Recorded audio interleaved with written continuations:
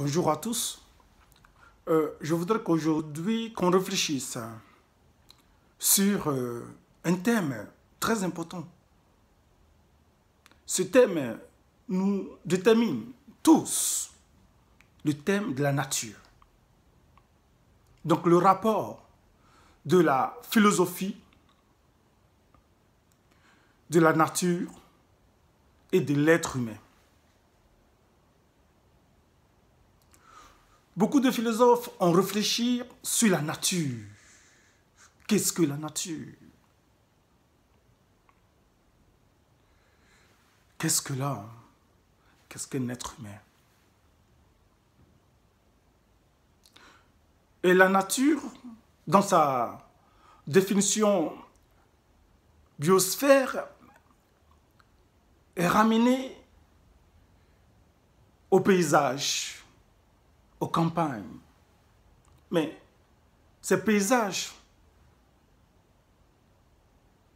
sont transformés aussi par l'homme. Mais il y a aussi une autre forme que la philosophie définit de la nature, qui est l'univers. Certains parleront du cosmos, l'univers et toutes ses composantes. Donc la philosophie fait la démarcation entre la nature biosphère, qui est l'environnement, qui est le paysage, et l'univers, qui est plus un thème philosophique employé. Alors qu'est-ce que l'homme dans cette nature? Que cherche l'homme dans cette nature? Pourquoi l'homme existe dans cette nature? D'où vient l'homme? Toutes ces interrogations ont fait l'objet d'analyse, de recherche de certains philosophes. À première vue, l'homme sort de l'univers. Donc l'homme est un être naturel. Personne ne l'a vu créé. Donc l'homme est le produit de la nature. L'homme a été façonné par la nature. Et la nature fait de l'homme ce qu'elle veut. L'homme n'est plus un être dépendant de la nature, mais l'homme est un être lié à la nature, façonné par la nature et déposé par la nature. Autrement dit, nous n'avons jamais vu un scientifique ou un médecin fabriquer un homme. Donc l'homme, naturellement, est déposé là comme un design, comme un être là. Et jusqu'à aujourd'hui, personne ne peut expliquer l'origine de l'homme, le dépôt de l'homme dans la nature. Il n'y a que la nature elle-même qui a produit sa chose. Lorsque nous voyons le soleil, la lune, les étoiles, ce sont des produits de la nature qui ne sont pas des produits de l'homme, qui ne sont pas artificiels. Donc il y a vraiment une démarcation entre ce qui est de la nature et ce qui est humain. La nature, c'est ce que l'homme n'a pas créé, c'est ce que l'homme n'a pas touché. L'artificiel, c'est ce qui est le produit de la culture, le produit de la culture de l'homme, que les mains de l'homme ont créé. Et ce qui nous intéresse ici dans cette vidéo, le problème c'est que l'homme est donc un pur produit de la nature. L'homme est un être dépendant de la nature. L'homme ne peut pas se défaire de la nature. Et nous allons voir pourquoi. Mais la chance de l'homme, à l'image de tous les autres êtres vivants, ou les autres êtres, sauf que l'homme, comme disait Pascal, est un être pensant.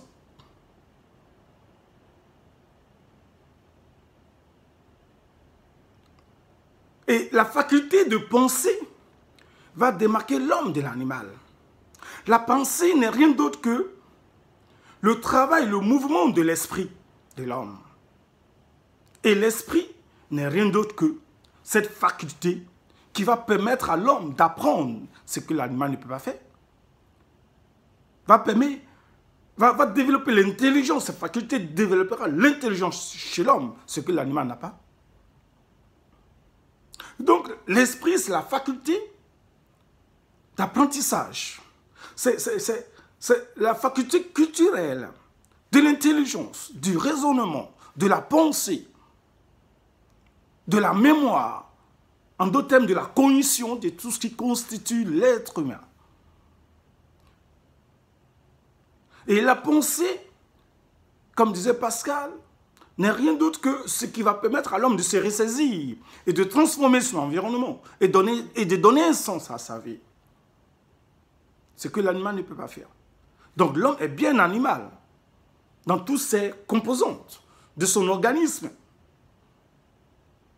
Sauf qu'il est un animal pensant, qui pense, qui réfléchit, qui peut se ressaisir, qui peut dire oui, qui peut dire non, qui peut décider, qui peut bouger, qui peut construire. Mais nous lions tout cela au produit de la nature, qui a voulu que l'homme soit ainsi, à la différence des autres. Donc, l'homme est un être naturel, doué de raison, de conscience, pour se ressaisir, pour dire oui, pour dire non, mais dépendant toujours de la nature, puisque l'homme ne peut pas, de la nature, se dissocier. Il croit être dépendant, mais l'homme n'est pas dépendant. Il croit être, autant pour moi, indépendant, mais l'homme n'est pas indépendant, l'homme est plutôt dépendant d'où il vient, d'où il a été tiré, qui est la nature. Donc, nous disons que l'homme est un être naturel, produit de la nature, façonné par la nature, orienté par la nature. Sauf que il est aussi un être pensant. Deuxièmement. Premièrement, un être naturel. Deuxièmement, un être pensant. Et troisièmement, un être de société. Parce que la pensée qui est en l'homme, la conscience qui est en l'homme, la raison qui est en l'homme, va amener l'homme à vivre en société.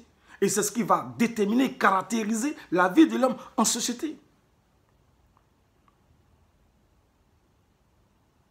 C'est ce que nous dit Jean-Jacques Rousseau, que l'homme est un animal politique, qui n'est rien d'autre qu'un animal de société, un animal de cité. Et dans cette cité, évidemment, il y a un contrat social qui va lier tous les hommes qui pensent, tous les hommes qui ont une raison, tous les hommes qui ont une conscience. Sinon, tous les animaux qui raisonnent, tous les animaux qui pensent, tous les animaux qui ont une conscience. Nous sommes aussi des animaux politiques pensants. En d'autres termes, le mouvement de l'homme dans la société, qui vient de la nature,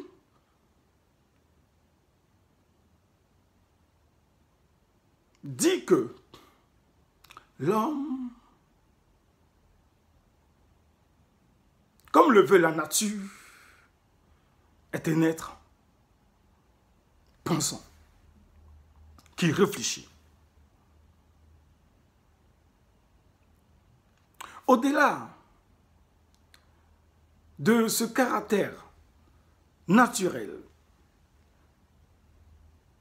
pensant, de société, l'homme n'est rien d'autre qu'un être inachevé.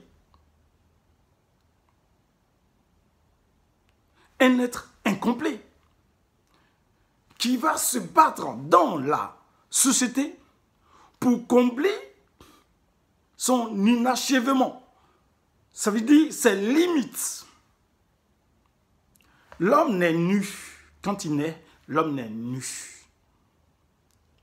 Alors, la raison qui est en l'homme, la conscience qui est en l'homme, va amener l'homme à se battre dans la vie recevoir ce qu'il a manqué, ce qui lui manque. Par le travail. Autrement dit, dans la société, par la raison, la conscience, l'homme va transformer, par sa raison, transformer sa société à son profit, afin de combler son vide. C'est le sens de l'homme. C'est ce que nous dit Jean-Paul Sartre en disant que l'homme qui doit donner lui-même un sens à sa vie, en parlant de l'existence, précède l'essence. L'essence de l'homme est réellement fondée par l'existence de l'homme. Un homme déposé là, qui doit maintenant donner un sens à sa vie. L'existence qui précède l'essence. L'homme n'est que homme à part. Il le devient homme. Et c'est ce qu'il dit également Heidegger. L'homme est un Dasein qui est déposé là, dans la société, et qui doit donner un sens à sa vie. L'homme est déposé par la nature, dans la nature, et qui doit donner un sens à sa vie. Donner un sens à sa vie, c'est de transformer son état naturel pour être à l'état pensant et social.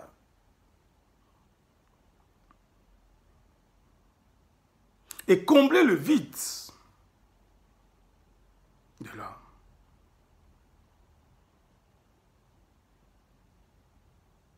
Et le dernier point, au-delà de l'inachèvement de l'homme, l'homme est un être de finitude.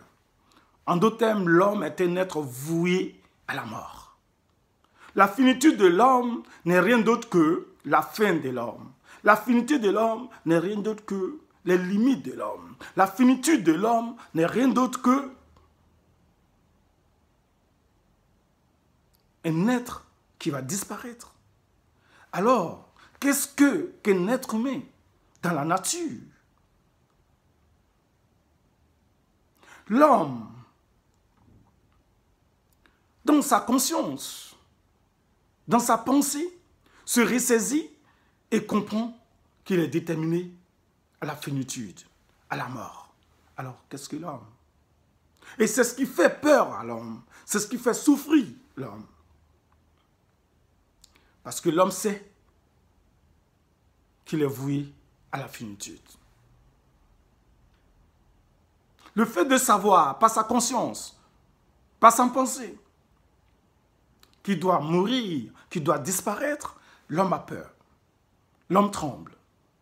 Quelle que soit ta richesse, quelle que soit la classe sociale, quels que soient tes multiples diplômes, ce qu'on peut appeler le capital culturel, quel que soit ton capital humain ou économique, tu demeures un être voué, tu demeures un être de finitude. Voilà la limite de l'homme. Qui sommes-nous? Des êtres naturels qui vont répartir un jour à la nature d'où nous avons été tirés. Voilà, l'homme n'est qu'un acteur qui joue sa scène, qui finit de jouer sa scène et qui disparaît. Même si Épicure nous dira plus tard pourquoi avoir peur de la mort? Parce que lorsque nous sommes là, la mort n'est pas. Et lorsque la mort est là, nous ne sommes pas. Ces belles paroles d'Épicure peuvent nous consoler, peuvent nous tranquilliser. Parce qu'au moment où nous parlons, la mort n'est pas. La finitude n'est pas. Au moment où nous parlons, nous sommes vivants, nous sommes là. Comme disait Descartes, je suis là. Je pense, donc je suis. Si je pense, c'est que je suis. Et si je parle, c'est que je suis. Mais lorsque la mort sera là, nous ne sommes plus là. Nous ne serons plus là. Mais la conscience de l'homme, la pensée, nous lie toujours à notre finitude. On ne peut pas ne pas penser que nous sommes des êtres de finitude.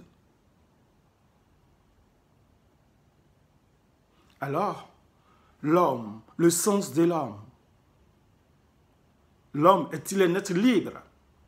Si nous voulons parler de liberté. L'homme ne dépend-il pas de la nature d'où il a été tiré? L'homme est un être libre sans être libre. Voilà toutes ces interrogations qui doivent nous interpeller sur notre propre existence. L'existence d'un homme. Afin de donner une essence à notre existence. Nous sommes des êtres limités. Certes, nous sommes d'abord des êtres naturels. Premièrement, des êtres pensants. Parce que la nature a fait de nous des êtres pensants. Deuxièmement, des hommes de faculté. Cette même nature a fait de nous des êtres de société.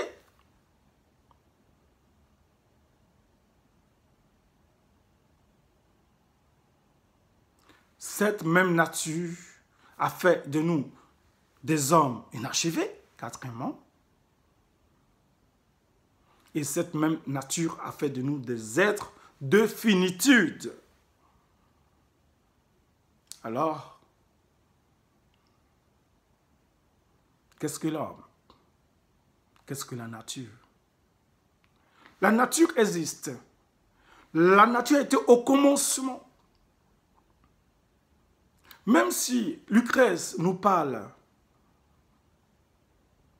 de la production de la nature comme un hasard d'atomes, la nature reste toujours ce qu'elle est. Cicéron, un philosophe qui va au-delà de la création de la nature comme le fruit d'un hasard, pense qu'il y a une providence derrière la création de l'univers. D'autres philosophes, comme Maïmonide et bien d'autres, parleront du cosmos. Blaise Pascal également, qui s'évertuera à interpeller dans son livre « Pensée » la conscience de l'homme sur les merveilles de la nature, sur la grandeur de la nature. Que la nature elle-même nous interpelle et dit qu'il y a un grand architecte. Pascal est un philosophe chrétien qui nous interpelle sur la beauté de la nature.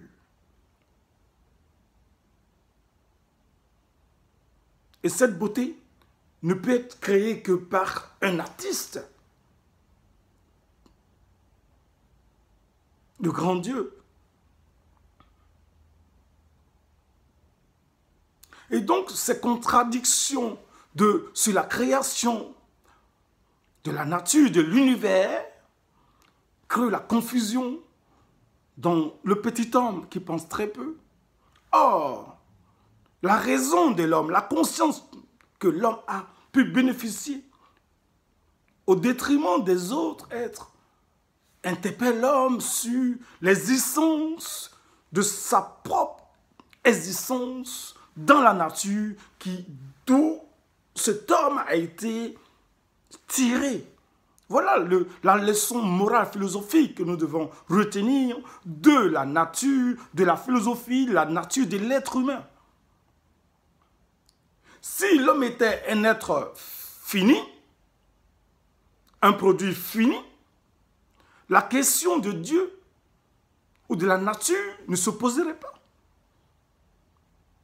Mais pourquoi exister et disparaître alors que la nature elle reste toujours la même? L'univers reste toujours le même. Il y a donc une conscience à comprendre que nous sommes des êtres naturels, des êtres pensants, des êtres de société, des êtres inachevés, des êtres de finitude qui finiront un jour sinon qui finiront un jour dans cette nature en repartant à la nature. Quelle est donc l'essence de l'homme? Quelle est donc l'existence de l'homme? Quelle est donc l'importance de l'homme et l'utilité de l'homme? Sachant qu'un jour, nous repartirons dans la nature ou à la nature dans laquelle nous avons été tirés. Et la nature, elle reste elle-même. L'univers reste lui-même. Et nous avons nos théories philosophiques, littéraires, scientifiques, neurologiques, psychologiques, sociologiques. Et la nature, elle est nature.